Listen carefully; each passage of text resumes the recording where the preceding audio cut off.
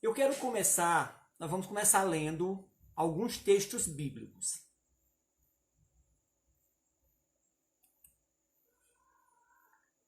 Eu quero ler com os irmãos, antes de a gente começar a conversar sobre alguns textos bíblicos para a gente. Esses textos vão ser, na verdade, servir como base, certo? A gente vai ler os textos, depois a gente volta, faz uma abordagem mais técnica, explicando um pouquinho a teoria que existe. Essa teoria é uma teoria que está sendo estudada, inclusive, no meio acadêmico, é muito utilizado hoje como no meio jurídico, né?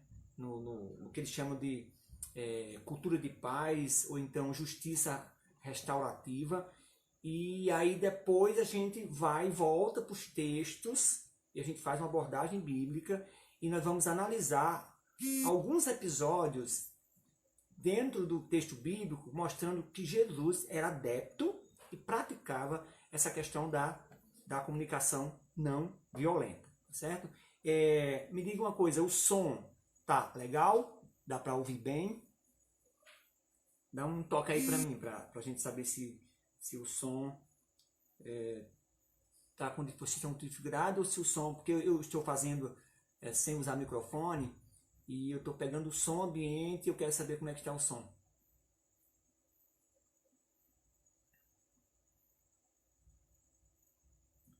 Pastor João Maria, a paz do Senhor. Lidiane disse que o som está ok, né? Cristiano está ótimo. Ok, então vamos continuar dessa forma. Então vamos ler os textos bíblicos, né? O texto bíblico, eu quero ler, na verdade, 4 textos bíblicos. 4 textos bíblicos eu quero ler no primeiro momento. O primeiro texto que eu quero ler está em Provérbios, capítulo 25, versículo 15. É um versículo só, e ele diz assim: com muita paciência pode-se convencer a autoridade, e a língua branda quebra até os ossos. Então ele está falando que a língua branda, ela tem um poder destruidor, né? Então depois a gente vai comentar esses textos.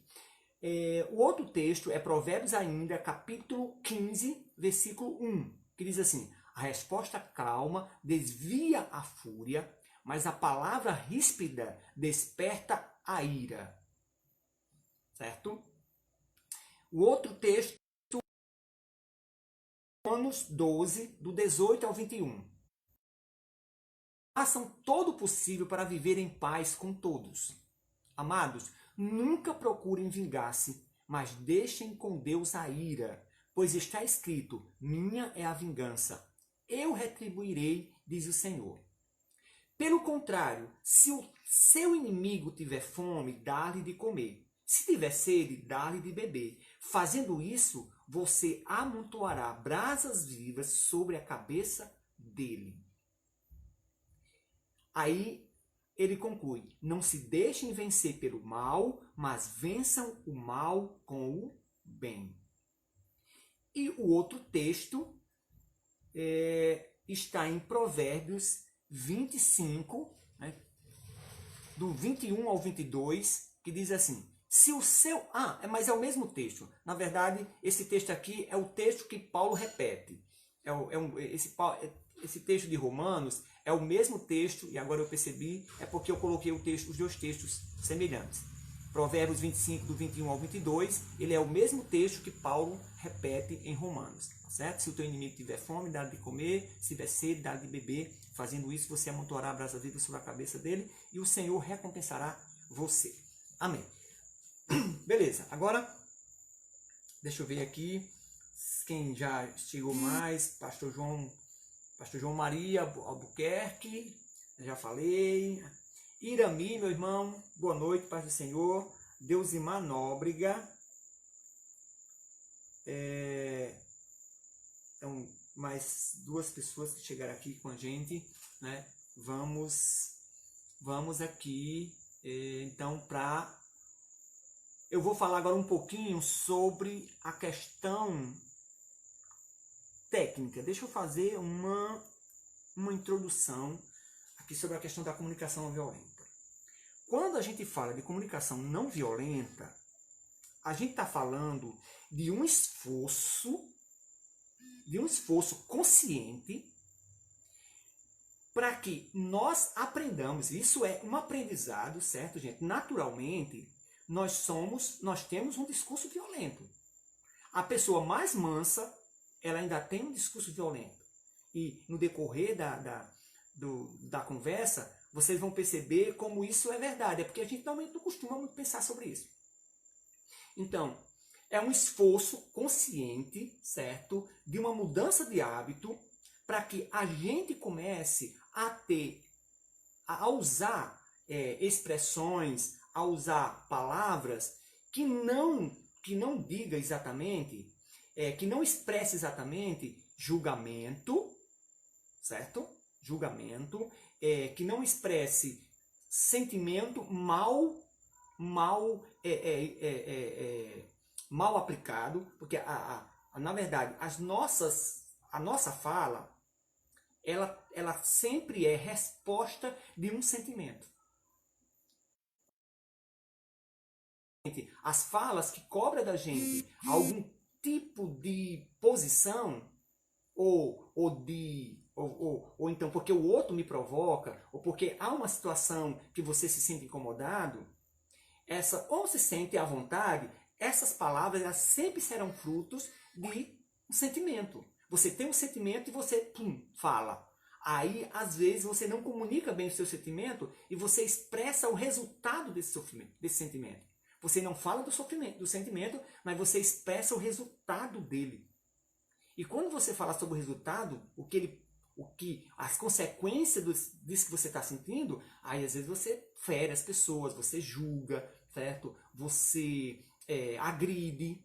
E é exatamente a comunicação não violenta. Ela vai fazer um esforço para que, ao usar as palavras, eu tenha o cuidado de não ferir e de não deixar que o resultado e as consequências daquilo que eu estou sentindo se expresse de uma forma inadequada para o meu interlocutor, certo? Então, a gente vai definir comunicação não violenta desse esforço consciente da gente aprender a se comunicar.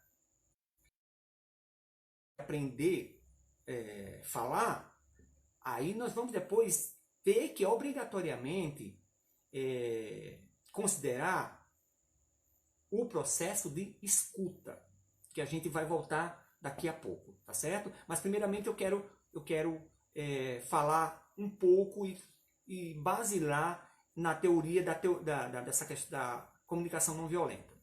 Então vamos ver aqui o que é que nós podemos da comunicação não violenta, certo?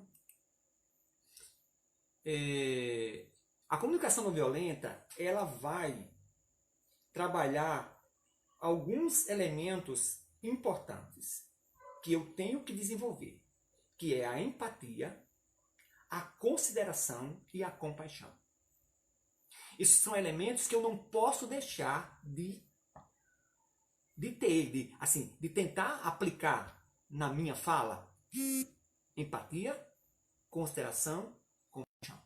Certo? A gente diz que a comunicação não violenta, ela é uma comunicação compassiva, ela é uma comunicação,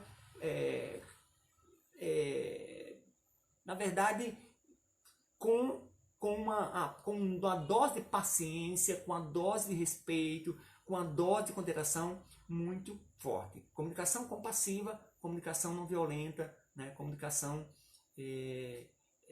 que considera o outro e que respeita o outro. Maria da Guia, né?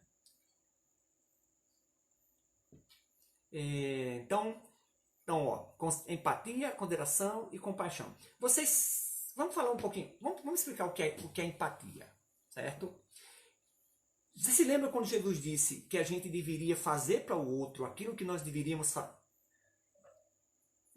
fazer para o outro aquilo que nós gostaríamos que as pessoas fizessem para a gente? Então, Jesus está falando de empatia. E o que é empatia exatamente? Empatia, gente, na verdade, é a capacidade que eu tenho de ir para o lugar do outro e começar a olhar a situação a partir da perspectiva do outro. Que eu vou me sensibilizar, não é sensibilizar com a dor do outro, isso não é empatia, certo? Isso aí é compaixão, isso às vezes a capacidade que a gente tem, né, de sofrer com o outro, chorar com quem chora, rir com quem ri, isso não é empatia, isso é compaixão. A empatia, ela é a capacidade de eu ir para o lugar do outro e analisar o que ele está sentindo, perceber como ele se encontra naquele momento, o que ele quis dizer, qual é a sua necessidade, certo? Qual é a necessidade que ele está sentindo? Ele está dizendo aquilo, mas não é aquilo que ele está dizendo que é importante. O importante é o que ele está sentindo e o que ele está precisando. A necessidade dele, a empatia, é você ter capacidade de ir para o lugar do outro e descobrir a necessidade que ele está tendo naquele momento.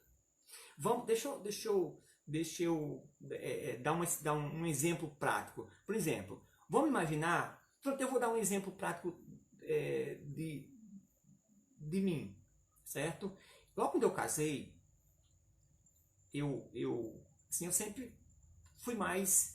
eu sempre fui uma pessoa mais sociável do que minha esposa.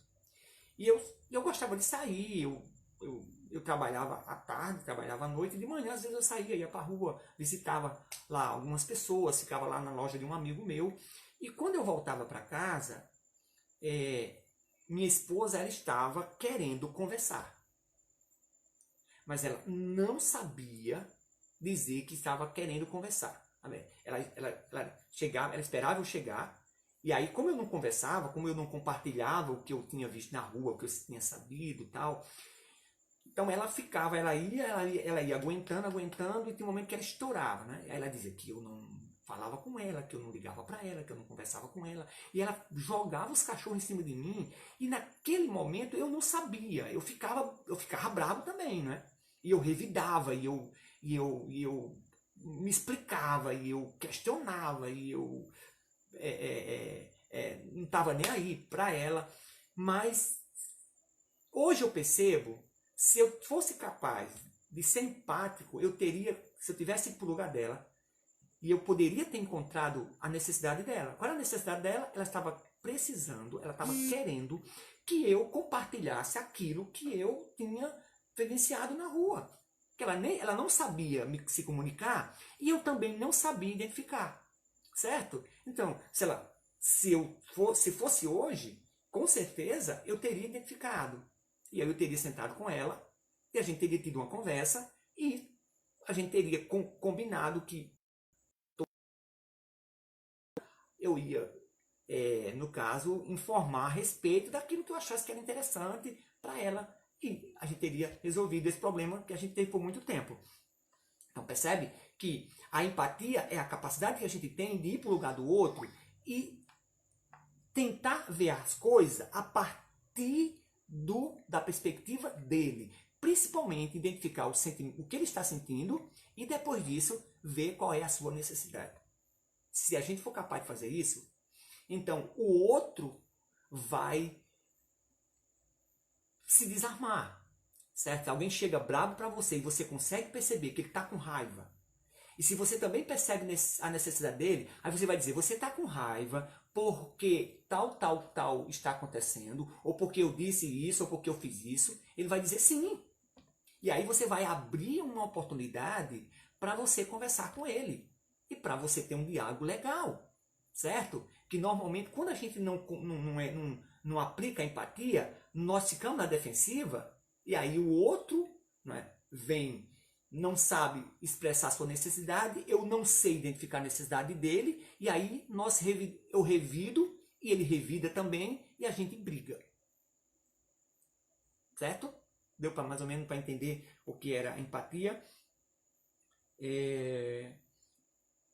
Ana Ceísa, paz do Senhor, Ana Ceísa, Delane Maiara, está aqui também. Lidiane Medeiros da Silvânia. Acalma o coração e vai agradecendo a Deus por tudo. Aos poucos, com fé e paciência, as coisas boas vão acontecendo para nós. Boa noite. Isso é Lidiane. Lidiane é a sobrinha de Evaneide, né? Rodrigo Medeiros está aqui com a gente. Eliane, minha cunhada. Rosenilde, boa noite. Denilson Cunha também está aqui. Ana Ceida já disse. José Francisco. Pastor José Francisco, Deus te abençoe. Se colocar no lugar do outro é um excelente exercício para sermos melhores. Geralmente é dolorido, é verdade. É verdade, Eliane. É um exercício muito importante, mas não é uma tarefa simples nem fácil. Ana Ceisa está dando... Pode ser, Ana Ceisa. Então vamos lá. Vamos aqui caminhar um pouquinho. Sim, aí compaixão a gente... É uma coisa mais fácil de compreender, que é quando você se compadece do outro, aí você não vai para o lugar, você sofre com ele, certo?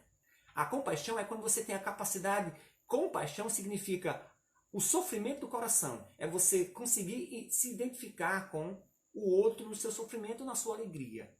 Que isso é importante, certo? Mas nem sempre isso pode ajudar muito. Se você encontra uma pessoa deprimida e se você se deprime com ela, aí, não é? Aí não ajuda, né? Não ajuda muito, não. Então tem casos que a compaixão ela tem que ter uma dosagem apropriada para que... É tanto que a gente diz que duas pessoas que têm problemas de depressão ou têm problemas emocionais mais graves, elas não se ajudam quando elas compartilham, quando elas ficam muito próximas. O importante é que elas se separem, que elas não compartilhem muitas coisas, porque elas vão falar a mesma coisa e elas vão se identificar e vão perceber que o mundo é feito de depressão e todo mundo é deprimido. Aí não é interessante. Isabel Eduardo, paz do Senhor, minha irmã Isabel, aí de Currais Novos, Deus te abençoe. Então vamos caminhar aqui para a gente ver os passos da comunicação não violenta. Existem uns passos que a gente precisa compreender. A comunicação não violenta, só para fazer só para dar uma informação, ela foi desenvolvida por um psicólogo norte-americano chamado Marshall Rosenberg. Ele é psicólogo, né? E ele começou a ver aquela guerra que havia entre a comunidade negra e a comunidade branca dos Estados Unidos, e ele começou a imaginar como é que a gente pode pacificar esse conflito, e aí ele pensou e desenvolveu uma técnica de diálogo pacífico para diminuir o conflito que existia ali entre aquele pessoal. E na história da humanidade, aí nós temos pessoas, né, que tiveram experiência com a comunicação não violenta. Aí nós temos Jesus, que é o primeiro, né? Aí nós temos Gandhi e nós temos os mais conhecidos, Jesus, Gandhi e Martin Luther King, que são assim os três personagens históricos que mais tanto eles divulgaram, como eles pregaram, como eles exercitaram essa questão da comunicação não violenta, da comunicação pacífica, de fazer tudo em nome da paz e de resolver as coisas pela paz e de resolver as coisas pela não violência. E a gente percebe que a não violência funciona e funciona muito melhor do que a violência, porque quando ela resolve mesmo, ela não deixa marcas, ela não deixa feridas, ela deixa um legado positivo. Enquanto que a violência, às vezes ela até consegue resolver um conflito, porque quem vence, não é, de alguma forma, se sobrepõe, mas você deixa uma ferida muito grande em quem perde. Luciano Alves está assistindo também, boa noite. Vamos ver aqui os passos da comunicação não violenta.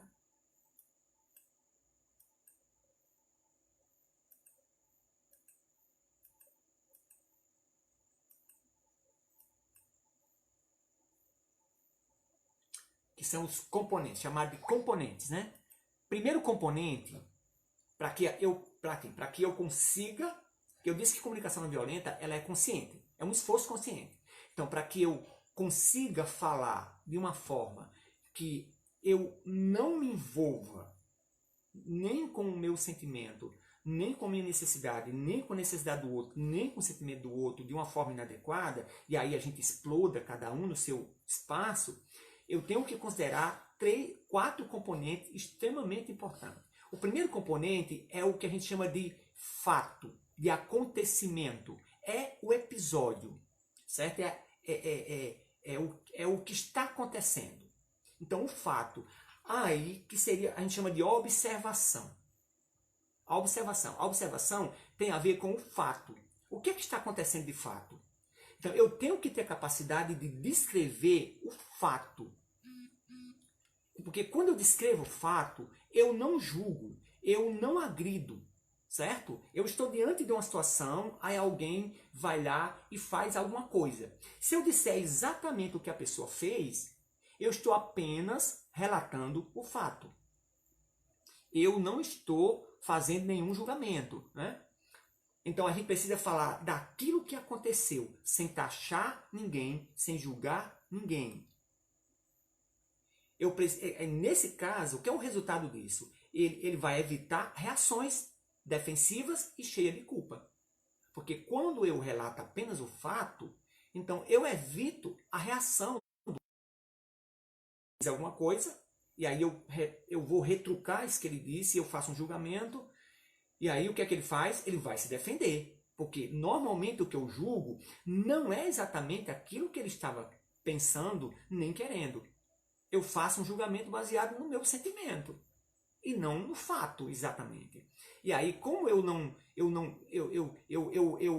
normalmente eu entro num mundo que eu não tenho autoridade para dizer, porque eu entro na especulação.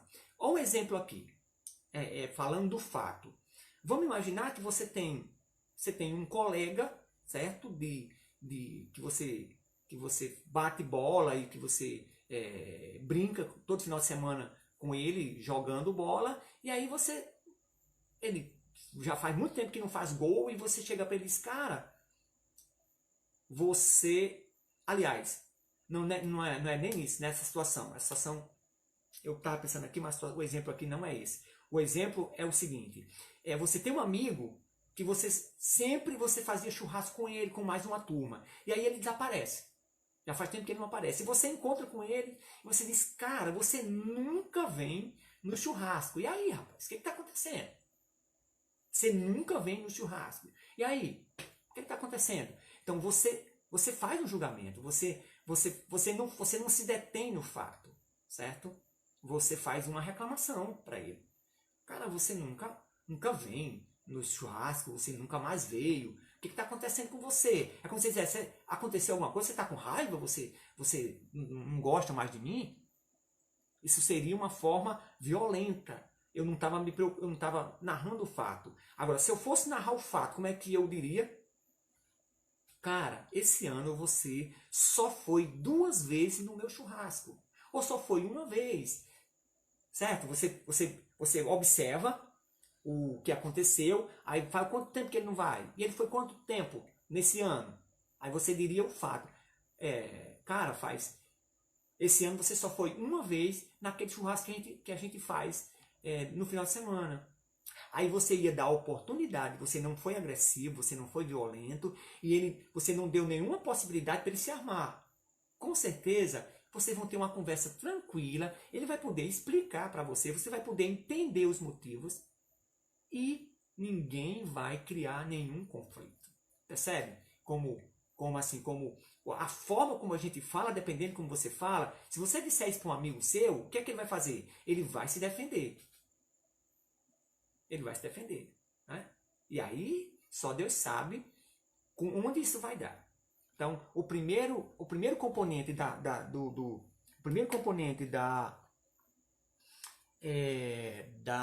comunicação não violenta é você ter capacidade de observar os acontecimentos exatamente como eles foram. O outro componente é o sentimento. O sentimento. O que você está sentindo e que o outro está sentindo. Porque, como eu falei, quando alguém fala, quando alguém diz alguma coisa, ele sempre diz, e isso vem acompanhado de um sentimento. Então eu tenho que ter capacidade de perceber o que o outro está sentindo é raiva, ele está sentindo insegurança, ele está sentindo medo, ele está sentindo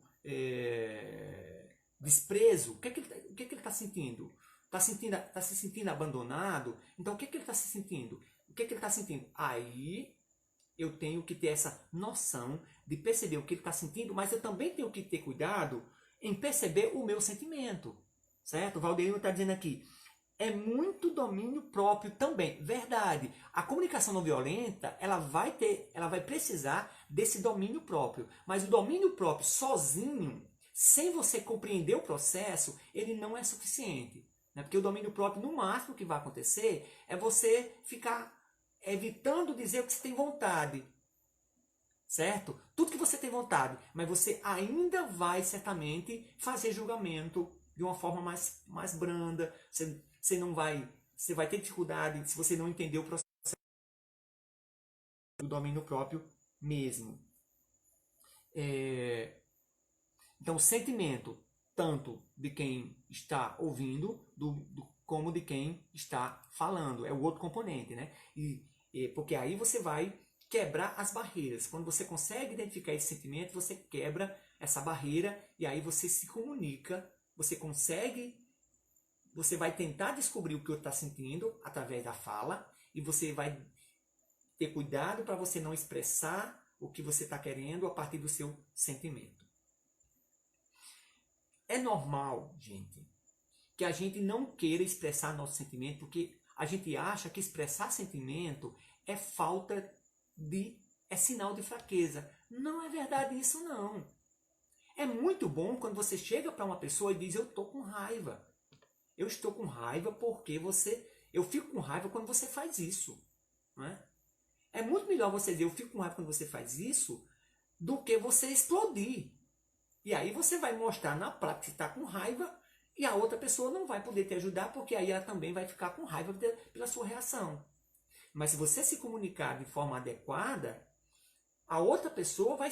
Opa, eu estou provocando a raiva nela. Então a outra pessoa dá uma paradinha e certamente vai te ajudar e vai melhorar essa questão da comunicação e fazer uma comunicação não violenta. Né? Jaqueline Melo. Jaqueline, paz do Senhor. Josefa Gonçalves. Irmã Maria de Fátima. Paz do Senhor, Irmã Maria de Fátima. Jesus, paz do Senhor, boa noite. Luciano Alves. Então essas pessoas estão aqui na sala, ou passaram pela sala, e a gente está dando boa noite para vocês. Nós estamos aqui falando sobre comunicação não violenta. Então o segundo componente seria os sentimentos. Né? Sentimento é diferente de opinião. Sentimento não tem nada a ver com opinião. Opinião é uma coisa, sentimento é outra. Eu vou ser capaz de não dizer a minha opinião, mas de expressar o que eu estou sentindo. E aí a gente desarma o outro. Vejamos aqui um exemplo, né? Para a gente ver como é que você comunica um sentimento. Seria aquela questão do churrasco ainda, né? Aí ele vai dizer, cara, você nunca vem no churrasco. Você é muito antissocial. Isso aqui seria um julgamento. Você diz, rapaz, você nunca vem no churrasco. Você já está fazendo uma reclamação, né? E aí você conclui com um julgamento. Você é muito antissocial. Você não gosta de estar com gente. Se você fizer isso com alguém, a pessoa vai ficar chateada e vai tentar se justificar. O correto para você expressar o sentimento, você está ali, você está sentindo a falta dele, não está? Então, qual é o seu sentimento? Então, para você expressar direito, você diria, cara, esse ano você só veio 2 vezes no churrasco, sinta a sua falta. Eu tenho falta da sua presença. Eu gostaria que você estivesse lá, porque quando você falta, eu fico triste, né? Porque você é importante para mim. Percebe como isso é muito mais diferente? isso vai sensibilizar o outro e o outro vai se importar com você, porque ele vai perceber que você está sentindo a falta dele, que você gosta dele, né? Que você fica triste quando ele não vai. E ele vai fazer um esforço para da próxima vez ele estar lá, porque ele não quer fazer você ficar triste. Porque você foi capaz de comunicar o seu sentimento. Certo? Então, o segundo componente seria o sentimento. Terceiro componente é a necessidade. Você tem a noção do acontecimento, e aí a observação, você observa o que está acontecendo. Depois você tem a questão do sentimento, de identificar o sentimento, e aí você vai falar a sua necessidade. Ou você vai identificar a necessidade do outro, porque isso é uma via de mão dupla. Para você exercitar a comunicação não violenta, você tanto tem que ser capaz de identificar a necessidade do outro, como também a sua necessidade. Quando você for conversar com alguém e você for o emissor, certo? Porque ora você é emissor, ora você é interlocutor. Mas toda vida que você for emissor, você vai ter cuidado de saber o seu sentimento e a sua necessidade e observar o que está acontecendo. E toda vida que o outro receptor dizer alguma coisa, você também tem que ter essa capacidade de identificar a necessidade dele. E aí você isso é muito importante, dos valores, dos desejos, dos sentimentos, você tem que ter essa noção de, a partir, quando você identifica o sentimento, aí você vai olhar para o sentimento e vai dizer, esse sentimento normalmente ele vem associado a que necessidade? Certo? É raiva. Então, por que ele está com raiva? Se ele está com raiva, ele tem uma causa. O que é que faria com que ele não ficasse com raiva? Se ele está triste, o que é que fez ele ficar triste? Mas o que é que não faria ele ficar triste? O que é que faria ele não ficar triste? É a necessidade dele. Eu vou fazer exatamente, identificar a necessidade e vou tentar suprir a necessidade dele. Ou então vou tentar comunicar para o outro a minha necessidade, para o outro me ajudar nessa necessidade. Irmã Rejane aí de Florânia, paz do céu, irmã Rejane. Nós estamos aqui falando sobre comunicação não violenta. Novamente, eu tenho que ter cuidado com essa questão dos julgamentos. Na hora de eu expressar minha necessidade, eu não julgar, né? eu não magoar as pessoas. Valdeirma está dizendo, a forma de falar faz toda a diferença. É verdade, Valdeirma. A forma de falar faz toda a diferença. Por isso que é importante a gente falar de forma consciente, né? Porque aí eu posso escolher as palavras. E o outro componente, né, seria esse componente da necessidade. Vamos ver aqui um exemplo.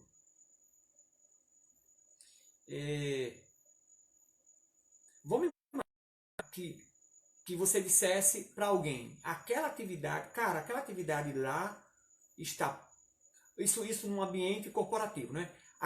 Aquela necessidade lá está pronta? Isso está demorando muito, não pode passar da manhã. Isso é uma forma de comunicar, né? Aquela atividade que você estava fazendo já está pronta? Está demorando demais, né? Eu preciso disso para amanhã. Então você faz uma comunicação violenta, porque você, sem querer, você está dizendo que o outro não está interessado em fazer. Você está dizendo que o outro não está fazendo da forma adequada. E o outro vai se sentir, mesmo que ele não retruque, mas ele vai se sentir magoado, ele vai sentir o peso das palavras. A forma adequada seria dizer o seguinte, aquela atividade lá está pronta? O cliente ligou e a gente decidiu na equipe de gestores, que iríamos adiantar a entrega para amanhã. Você consegue concluir? Você consegue fazer um esforço para concluir? Aí é diferente, certo? Porque aí você está compartilhando você está falando de uma necessidade. A necessidade é o quê? É que ele termine. Mas você não julgou, você não disse que ele não queria fazer. Você só pediu ajuda. Olha, eu estou precisando que essa atividade esteja pronta para amanhã, porque o cliente está querendo para amanhã, beleza? Ok, nós decidimos que nós vamos entregar amanhã e nós vamos adiantar. Contamos com você, beleza? Então o outro vai se sentir importante, né? Porque ele tá, não, eu vou suprir a necessidade da minha empresa, da minha equipe. E isso faz toda a diferença, certo? Então, comunicar necessidade é diferente de julgar, é diferente de fazer insinuações ou de dar opiniões. E o outro componente seria pedido. Como é que eu vou pedir? Aí eu vou comunicar essa necessidade, mas eu preciso fazer um pedido. Eu preciso pedir aquilo que eu estou precisando. E eu tenho que ser claro. Eu tenho que ser capaz de dizer o que eu estou exatamente precisando e necessitando. E isso também não é simples. Porque às vezes eu chego em forma de... É muito comum que a gente exija, né? Que a gente não faz um pedido, a gente exige, a gente ameaça, né? A gente faz uma conexão agressiva. Você não faz o pedido deixando que o outro resolva ou não atendê-lo. E se o outro não quiser atender, beleza, você vai fazer. A dica é de falar de modo que deixe claro o que você quer, ao invés de expressar o que você não quer. É muito comum a gente fazer isso também, né? A gente vai fazer um pedido e a gente já fala do que a gente não quer e não do que a gente quer. E aí fica mais difícil. O resultado disso é que você terá uma chance muito grande de não ser atendido. Ou se você se comunicar de forma adequada, você vai ser atendido de uma forma melhor. Veja aqui um exemplo do que não fazer. Um pedido que você não deve fazer. Não quero que me deixe sozinho de novo. Isso é um pedido, certo? Não quero que me deixe sozinha de novo. Olha, eu não quero que você me deixe sozinho de novo. Então você está dando uma ordem, não é? Isso é uma ordem. Isso não é um pedido.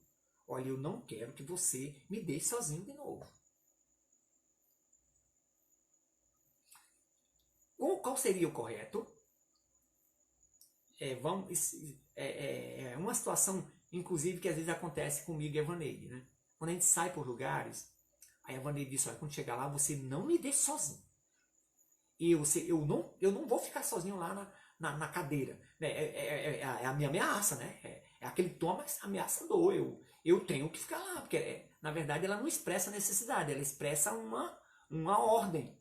Eu entendo, né? Eu entendo o que ela está querendo dizer. Mas você percebe que é uma ordem e não um pedido. Então o pedido seria o seguinte: quando sairmos com os seus amigos, me sinto mais confortável quando você está perto de mim. Então você poderia ficar perto de mim, porque quando você sai, eu me sinto só. Eu me sinto perdida. Eu me sinto perdido. Eu fico deslocado. Então dá para você ficar perto de mim? E você me ajudaria bastante. Eu gostaria muito mais da programação que a gente vai fazer. Percebe como o pedido foi feito, né? Eu queria sairmos, eu me sinto mais confortável quando você está perto de mim. Quando você sai, eu fico desconfortável. Então você daria para ficar perto de mim quando chegasse lá? Você concorda em ficar perto de mim e não sair? Por favor? Então isso é um diálogo, porque você está expressando aí uma necessidade, você está falando do seu sentimento e você está fazendo um pedido, certo? É um conjunto. Quando você vai fazer um pedido, quando você vai expressar seu sentimento, quando você vai falar da sua necessidade, você sempre engloba todos os elementos da comunicação não violência. Observação, sentimento, pedido, necessidade. Ok? Então, é mais ou menos isso. Porque assim, aí isso é muito mais profundo, mas a gente eu quis só dar uma para não ficar muito longo, né? Não ficar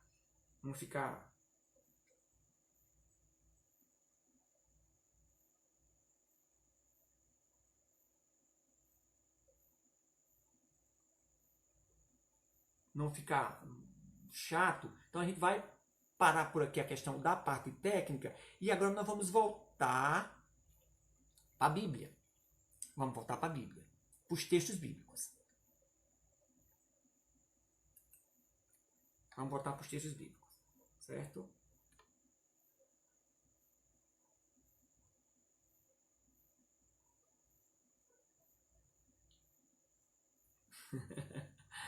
Ah, não, deve ser, exercitando o romantismo, pastor.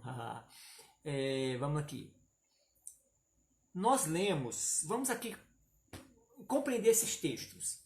Esses textos falam exatamente de situações não violentas. O primeiro texto diz que com paciência pode-se convencer a autoridade. Você pode dobrar a alguém que tem mais poder do que você. E a língua branda quebra até ossos. Então ele está falando do assim, o que a língua branda pode fazer é muito, ela tem muito poder. Ela tem muito poder. O texto de Provérbio está dizendo exatamente isso. Quando você fala de forma branda e paciente, e suave, manso, então você vai ter mais facilidade de ter bom resultado. Lembra das bem-aventuranças? Tem uma bem-aventurança que é assim: bem-aventurados mansos, porque herdarão a terra. Bem-aventurados pacificadores, porque serão chamados filhos de Deus. Então, manso são as pessoas não violentas. E certamente aí engloba a fala e engloba os atos. Se você tem a preocupação de ter uma comunicação não violenta, com certeza você vai ter também uma preocupação de não ter atos violentos. Se você nem fala violento, você fala, imagine fazer. Então, é uma consequência, não é? A não violência, se ela da comunicação, então ela se torna muito mais eficiente. O segundo texto de Provérbios diz: a resposta calma desvia a fúria, mas a palavra ríspida desperta a ira. Aquilo que nós falamos e que nós analisamos, não é, nos exemplos da comunicação violenta e a comunicação não violenta. Quando eu julgo, quando eu opino, quando eu agrido com palavras, naturalmente eu vou fazer com que as pessoas fiquem ríspidas e me enfrentem. Quando as pessoas não se sentem ameaçadas, elas simplesmente baixam a guarda e a gente conversa de forma tranquila.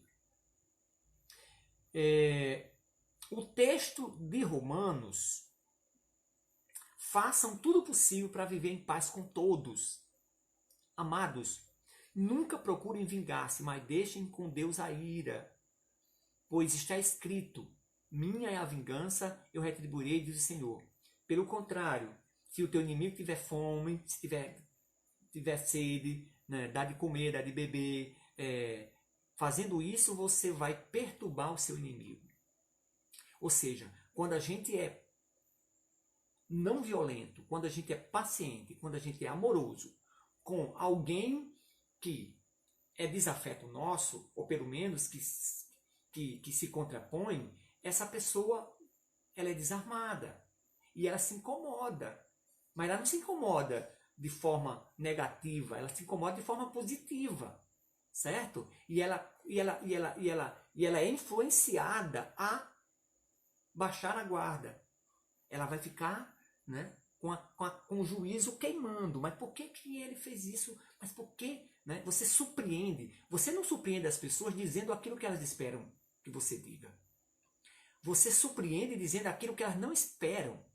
Quando alguém me agride com palavras e eu revido, eu estou apenas dando para elas aquilo que elas estão esperando. Porque é assim que acontece com todo mundo. Mas quando eu devolvo uma palavra branda, quando eu tento ser compassivo, quando eu tento compreender, quando eu tento entender o que está acontecendo com ela, com certeza ela vai ficar toda sem jeito, né? E ela vai baixar a guarda e vai conseguir conversar de uma forma mais tranquila. É isso que o texto está dizendo. Quando eu revido de forma pacífica e não violenta ao meu inimigo, viu, gente? Não é nem a meu amigo. A meu amigo, melhor ainda. Irmã Marise, boa noite. Diária. Dagui está dizendo que a internet dela está muito ruim, mas está lá. Obrigado, Dagui, você sempre está aqui conosco.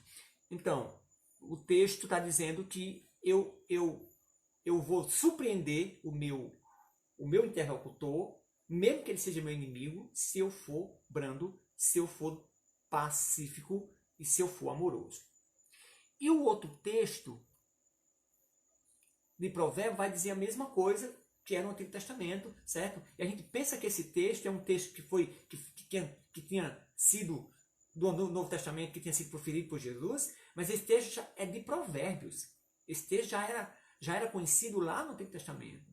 O Deus amoroso, ele não é um Deus amoroso a partir do Novo Testamento. Ele é um Deus amoroso sempre. Não é? Mesmo que na antiga aliança, você percebe que tem leis mais rígidas, mas ele já era um Deus que anunciava o amor antes da raiva e antes do ódio. Agora a gente vai para situações. Eu disse que Jesus, ele é um adepto da comunicação não violenta, mas ele não só ensina a comunicação não violenta, porque ele vai ensinar, o Novo Testamento é um compêndio de ensinamentos contra a violência. Na hora de falar, não é? Na hora de agir, na hora de reagir. O Robson Barbosa, paz do Senhor, meu querido, Deus te abençoe. Chaguinha Damasceno, boa noite, Chaguinha. Boa noite, querida. É bom ter você aqui. Então, o Novo Testamento, ele é um compêndio de não violência, tanto no discurso teórico de Jesus, nos ensinamentos, como também nas ações. E eu quero analisar 3 ações, 3 situações, para a gente perceber como Jesus ele aplicou ali a comunicação não violenta e como ela foi eficiente. Certo? Então, o primeiro episódio que eu quero analisar aqui com vocês é o caso do encontro de Jesus com a mulher samaritana. João capítulo 4. Lembra daquele episódio lá? Jesus diz que Jesus estava indo, né? E aí era meio-dia e ele fica perto de um poço e ele manda seus discípulos para a cidade comprar comida e ele fica lá. E chega uma mulher samaritana, que aí, segundo a cultura da época, ela vinha naquela hora exatamente porque é uma hora que não tinha gente e ela era uma mulher excluída, porque ela era considerada uma mulher que não era casada, né? que não tinha uma família constituída, e essa mulher era discriminada pela sociedade. E até na hora de vir buscar água, ela evitava o contato, porque as pessoas evitavam o contato com ela. E ela tem um contato com Jesus. E aí tem aquele diálogo muito interessante com a mulher, e Jesus começa a conversar com a mulher de uma forma bem tranquila, e ela se espanta primeiro, porque como é que um homem judeu está conversando com uma mulher samaritana? Só o fato de ser homem e mulher já não se tinha essa facilidade de dialogar, porque havia um preconceito muito grande. E se era samaritano, pior ainda, porque os judeus não se davam bem com os samaritanos. Jesus já quebra a primeira barreira da violência, que é o preconceito. Gente, o preconceito assim, o preconceito é algo muito violento. Porque o preconceito ele parte do pressuposto de que você é melhor do que o outro. Porque você dá para o outro uma situação de menor condição do que a sua. E você faz com que o outro se sinta desprezado. Isso é muito violento, certo? Então, a gente tem que ter muito cuidado para entender essas classes que na nossa sociedade elas são tidas como classes como se pertencessem a categorias de humanidade menor, certo? A gente tem algumas classes que a gente conhece, por exemplo, os pobres. Eu vou falar de uma forma social, mas tem a questão de gênero, os homossexuais. Gente, a gente assim, tem um preconceito tão danoso, né? Que a gente não consegue olhar como se eles fossem pessoas importantes e gente como a gente. A gente finda agindo, olhando, falando, brincando de forma inadequada, de forma jocosa. Então isso é muito violento. Então o preconceito é uma violência muito grande que a gente pratica com as pessoas. Aí os negros, né, os nordestinos, às vezes em relação ao sul, sei lá. Então nós temos os idosos, as crianças. Então a gente cria determinados estigmas, a gente cria determinado preconceito, e a gente vai tratando as pessoas pela categoria que a gente acredita que elas têm. A criança tem que ser tratada de uma forma, o idoso, isso de forma desrespeitosa, né? Nem de forma respeitosa.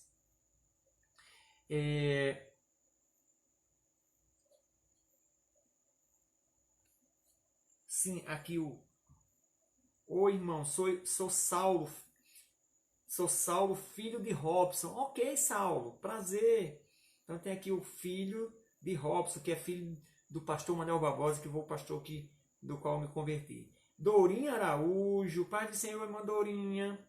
Maria Rosana, diaconisa. Noemi Neri também está aqui, né? Ok. Então vamos lá, vamos continuar aqui.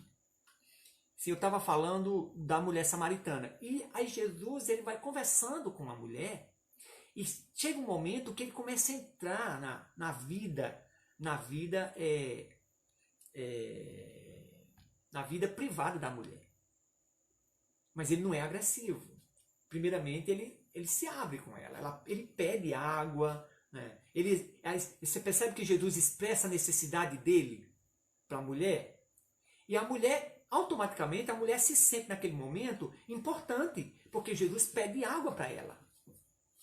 Você poderia me dar água? Eu estou com sede. Você consegue me servir? E aí ele fala da necessidade para a mulher e ele faz um pedido específico. Eu quero água. Você consegue me dar água? Lembra dos passos, dos componentes da comunicação não violenta? Jesus aí, ele utiliza. Ele faz um pedido, ele abre a sua necessidade, ele fala de um sentimento. E aí ele consegue entrar e ter uma conversa importante com aquela mulher, sem nenhum julgamento.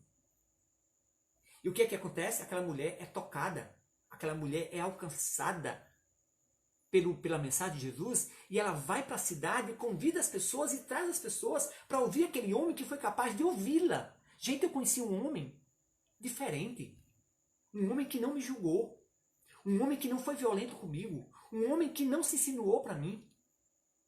Um homem que pediu algo para mim. Um homem que foi capaz de abrir o seu coração para mim.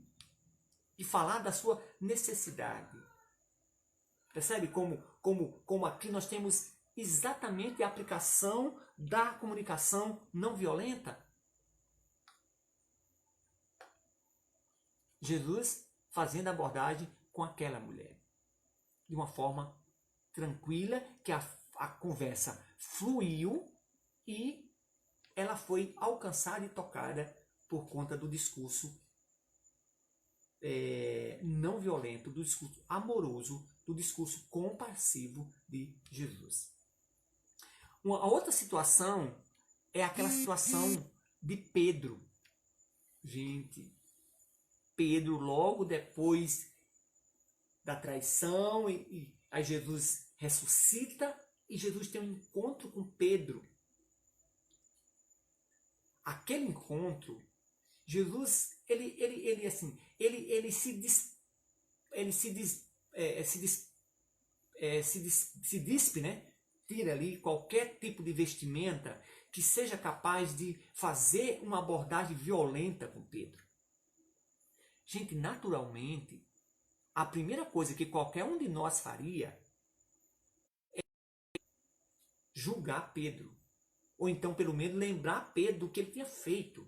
Pedro, eu não te disse que você ia me negar? Você é muito inconstante, Pedro. Você é um sujeito sem palavra. Você não tem, você não foi capaz de honrar a sua palavra. Então, Jesus teria toda a razão, naturalmente falando, de dar um esporro em Pedro. Mas o que é que Jesus faz? Gente, Jesus tem uma comunicação tão amorosa, mas tão amorosa, que desarma Pedro. Se Jesus tivesse chegado e tivesse dado um esporro em Pedro, com certeza Pedro não tinha sido alcançado nem tinha sido curado naquele dia. Graça, santos. Paz do Senhor, graça. Pastora Marília, Edivonaldo Silva, Cristian Brilhante, tá, continua aqui. Percebe que Jesus se encontra com Pedro e o que é que Jesus diz? Pedro, você me ama? Ai, que coisa! Né? Pedro, você me ama? Que pergunta é essa? Jesus estava interessado no amor de Pedro. Ele não estava interessado em fazer julgamento, né? Não estava interessado em dar esporro. Ele estava interessado em curar Pedro.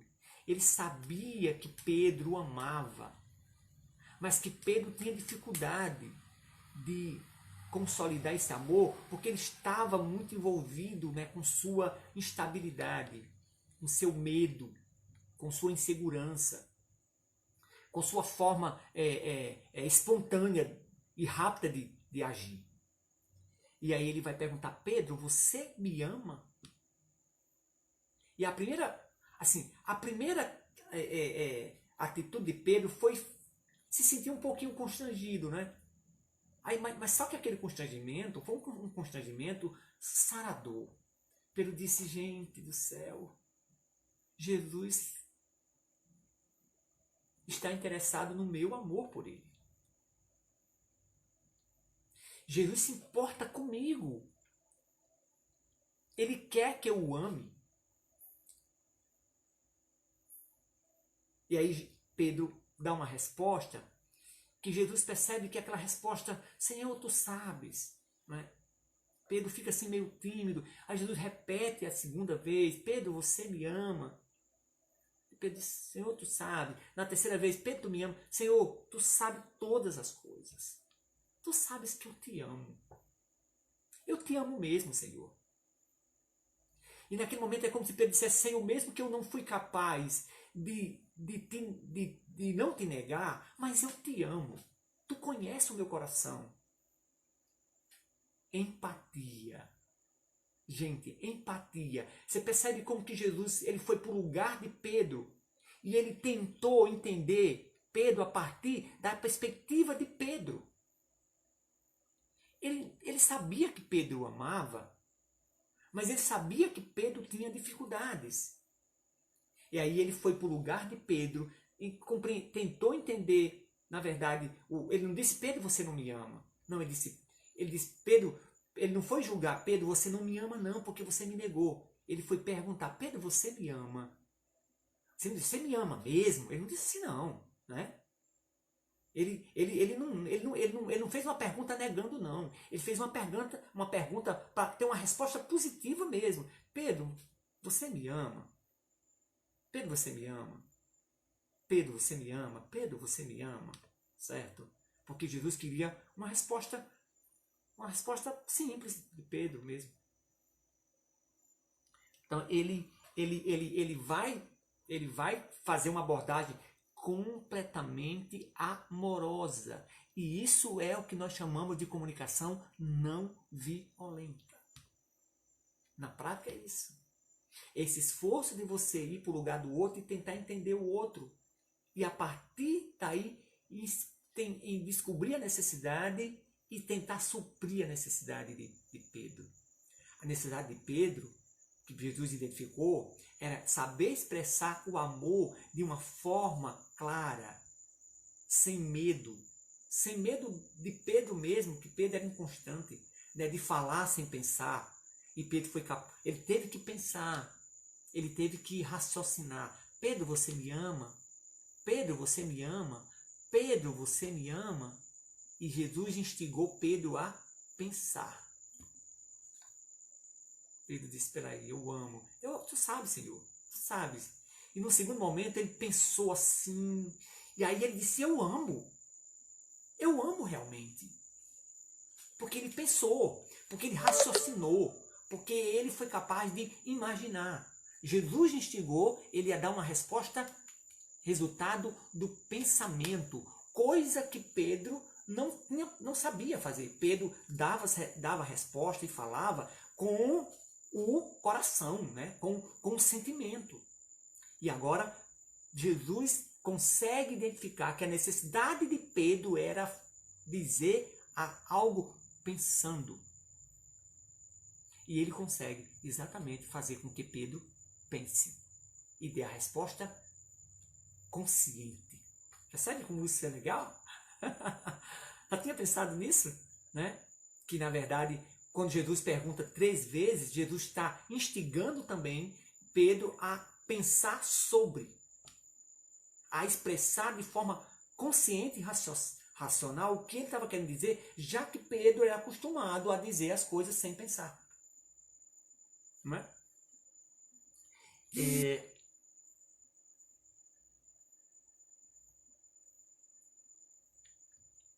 E o outro texto que nós vamos analisar, e aí a gente já vai caminhando aqui para o fim da conversa, a não ser que vocês queiram fazer alguma abordagem ou alguma pergunta, certo? No final, vocês podem pensar, quem está aqui acompanhando, se quiser fazer algum questionamento ou alguma pergunta, ou então fazer até algum comentário, eu leio aqui, ou então, se for alguma pergunta, você pode fazer, que a gente vai tentar explicar no final. Mas vamos lá. O outro episódio é o caso daquela mulher adúltera que foi levada até Jesus.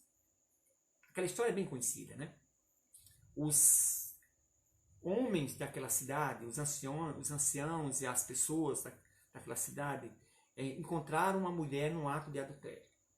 E aí, pela lei de Moisés, eles pegavam a mulher, eles levavam à presença de um sacerdote ou de um escriba, e ali eles apedrejavam aquela mulher.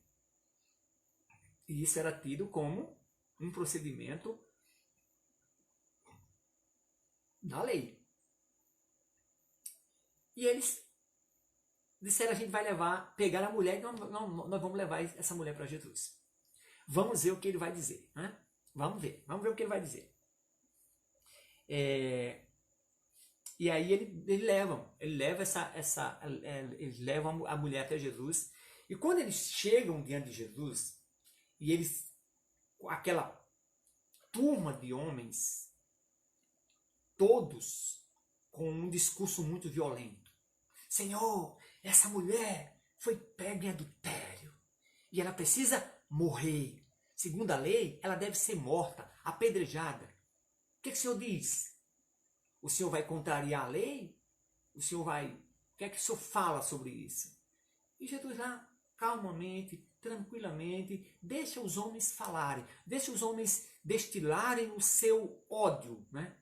A sua fala violenta. E eles falam, e daqui a pouco, ou escrevendo lá na terra, aí daqui a pouco Jesus se levanta. E aí, Jesus diz algo de uma forma tão amorosa e tão pacífica. E tão não violenta que desarmou todos aqueles homens. A forma que Jesus falou foi tão pacífica e tão amorosa que ele conseguiu quebrar, colocar na verdade ali uma chave que desbloqueou o espírito agressivo daqueles homens. A palavra, a resposta branda acalma o furor. Lembra que nós lemos no livro de Provérbios? Né? A resposta branda acalma o furor. A irmã Kelly, né, está aqui também com a Kelly Jane Cléia, lá de Florânia. Alcileide Fernandes, né, tá aqui. O Jarni, tá aqui também.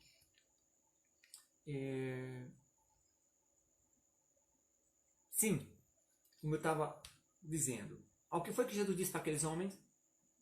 Jesus olha para eles e diz: aquele que não tiver pecado, atire a primeira pedra. Gente, olha, Jesus não enfrentou aqueles homens.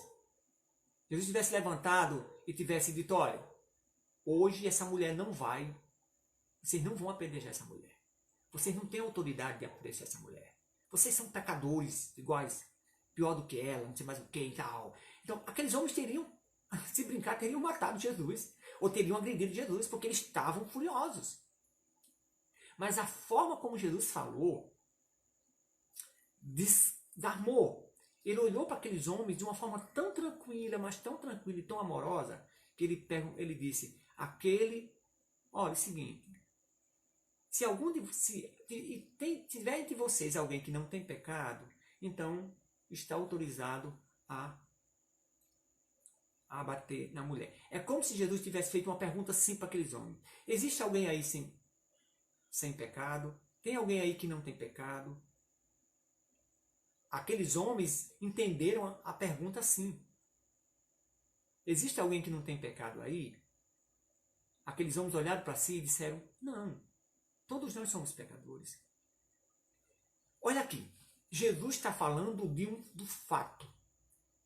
Lembra dos componentes da CNV, da comunicação não violenta? A gente tem que se ater ao fato. Qual era o fato ali? O fato ali era o pecado. A situação principal era o pecado. O pecado estava sendo a razão pela qual aqueles homens estavam querendo matar a mulher. Certo? Então Jesus observa e ele diz: eu tenho que ser capaz de falar do fato. Eu tenho que ser capaz de identificar a necessidade dessas pessoas e eu tenho que fazer o pedido certo para ela.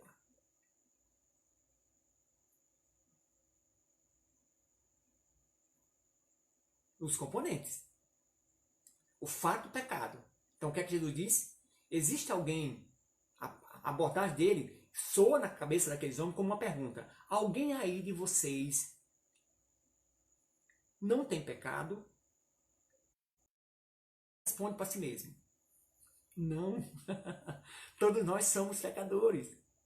Percebe que Jesus consegue fazer com que as pessoas elas percebam a sua necessidade. Elas têm uma necessidade igual à da mulher. A mulher também é pecadora, mas também eles são. E todos estão necessitados naquele momento.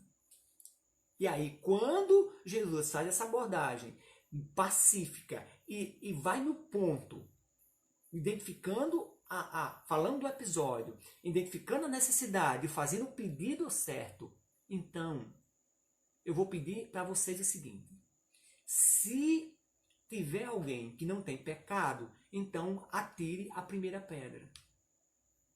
O pedido de Jesus foi atendido na íntegra. E ninguém jogou. ninguém jogou a pedra? Por quê? Porque todos conseguiram identificar-se como pecadores. Aquele episódio ali, Jesus não usou a autoridade de Deus que ele tinha para amarrar a mão daqueles homens, não é? Ou então ele não usou o poder que ele tinha para neutralizar a raiva deles. Jesus apenas usou o recurso da comunicação não violenta. E ela funciona muito bem. A não é só na comunicação, não. A não violência, ela funciona, inclusive nas atitudes. Quando você assiste o filme de Gandhi, gente, tem uma cena que é uma cena assim que ganhou, que custou, na verdade, ela custou a independência da Índia. A Índia era colônia do Reino Unido, né, da Inglaterra, e o Gandhi começou a fazer um grande movimento pacífico. E aí ele fez uma passeata, uma caminhada para uma mina. E aí os soldados sabiam que eles iam para essa mina, onde tinha muitos trabalhadores, uma caminhada pacífica. E os soldados foram para a porta da mina, para entrar da mina. E a ordem era, ninguém vai reagir. Nós vamos tentar entrar na mina de forma pacífica. E aí eles começaram a caminhar e eles começaram a ser espancados pela polícia. A polícia ia uma quantidade de homem, a polícia batia, eles não reagiam e eles caíam feridos, sangrando, e passou o dia inteiro homens indo e apanhando. Os homens não reagiram.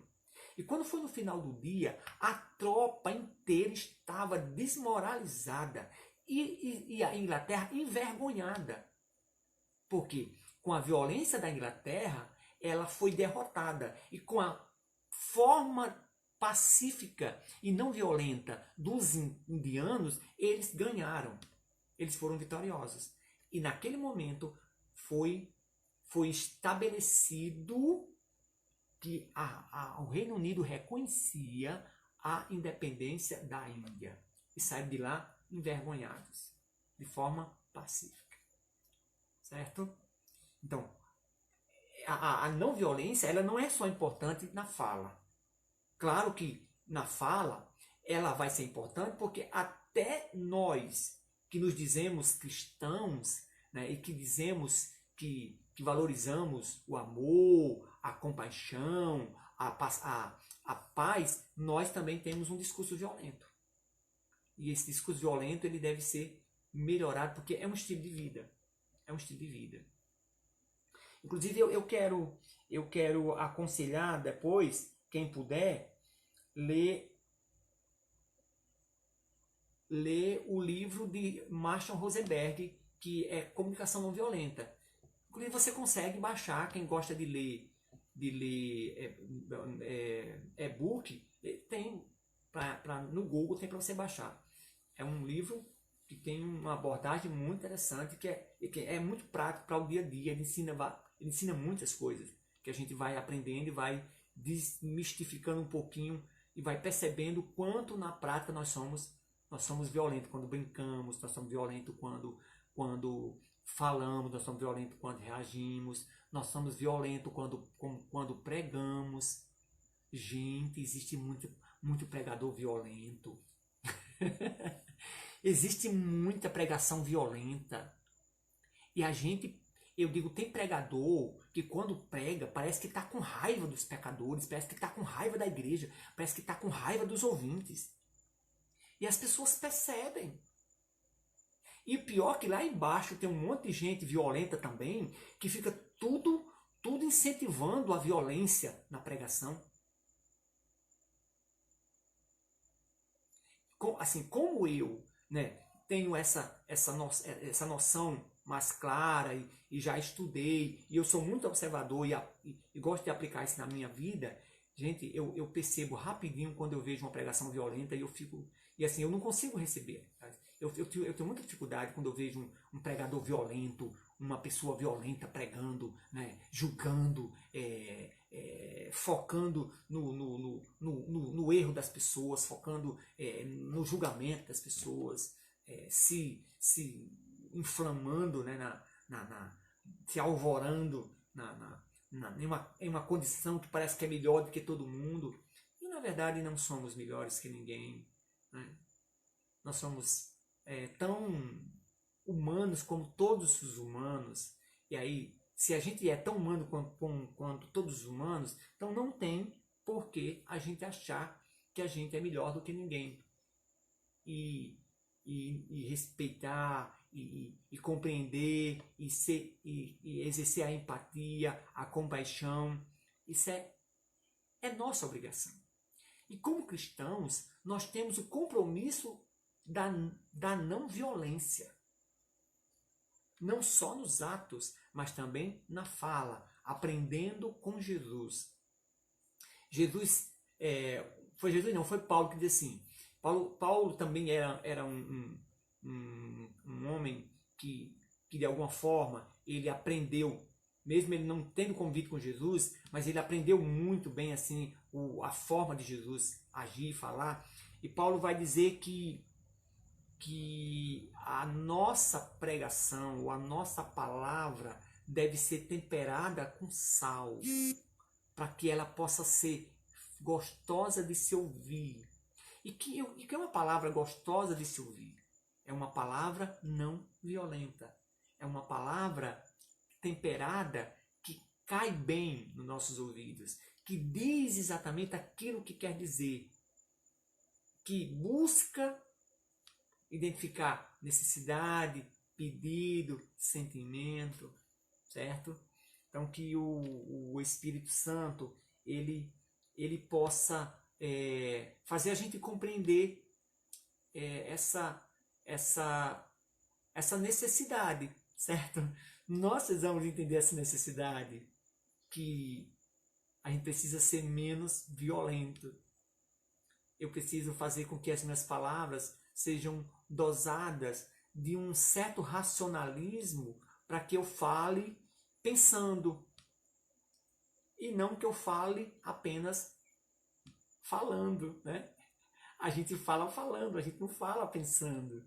Eu vou falando sem pensar e depois eu penso. É tanto que a maioria de nós depois tem que se retratar, né? Depois tem que pedir perdão, depois tem que se arrepender, porque fica o remorso, fica a culpa, exatamente porque a gente disse aquilo que a gente depois descobre que foi muito violento e que agrediu as pessoas. Tá bom, gente? Então eu acho que é isso. Era essa abordagem que eu queria fazer, né? Acho que foi interessante como como uma possibilidade de abordar um tema que nem todo mundo aborda, né? Eu fiz essa proposta de trazer sempre uma temática, um assunto que normalmente a gente não aborda isso com facilidade. Eu sei que muita gente está fazendo live, né? Pregando, ensinando, e aí eu não queria apenas fazer uma pregação ou um estudo que a gente já tem costume de fazer, e aí eu me comprometi a estar fazendo uma abordagem mais de um assunto menos comentado, beleza? Então eu agradeço a todos que ficaram aqui comigo, Irmã Evaneide, né? Irmã Evaneide está ali ouvindo a live. Jesus vai exatamente no alvo, é verdade, Evaneide. Mandourinha, a sabedoria de Jesus é inexplicável. Irmã Francisca Neta, dando aqui a paz do Senhor para mim. Paz do Senhor, irmã Francisca Neta. Aleluia.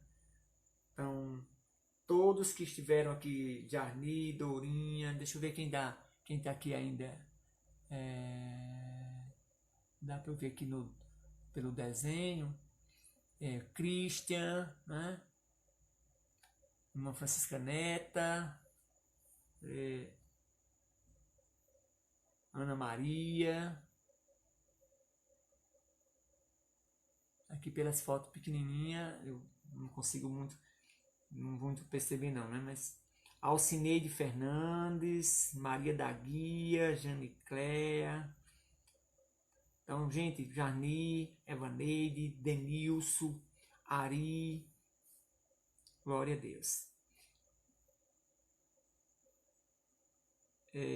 Mas Francisca Neta é muito interessante, pena que cheguei no final. Mas Francisca Neta, mas eu vou deixar vai ficar no Face, tá certo? Então depois você pode assistir na íntegra, que eu vou deixar, vai ficar na minha linha do tempo. Brenda Queiroz, mas são abordagens abençoadoras, exatamente o que precisava ouvir. Falo e faço sem pensar, às vezes assim como Pedro, depois preciso me retratar. Pois é, Brenda. Essa palavra foi um conselho que eu precisava de Deus hoje. Amém, Christian. Deus te abençoe. Dorinha, eu também. Mas vou assistir depois do começo. Beleza, então vai ficar aí a palestra, tá certo? E quem tiver depois necessidade de rever, é só ir no Face e escutar novamente, tá bom? Gente, um cheiro para todo mundo.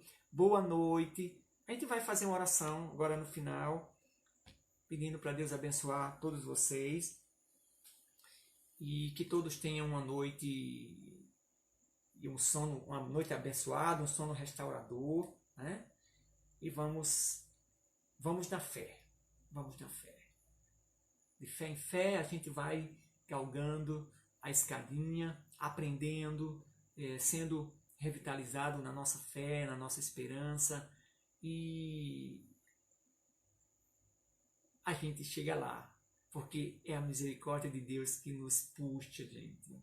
Né? É ela que vai nos puxando. E se faltar uma coisinha, Ele dá um puxão e coloca a gente no céu de qualquer jeito. Amém. De qualquer jeito que eu estou dizendo, se a gente não perder a nossa fé e não abrir mão daquilo que nós queremos. Bom, vamos orar?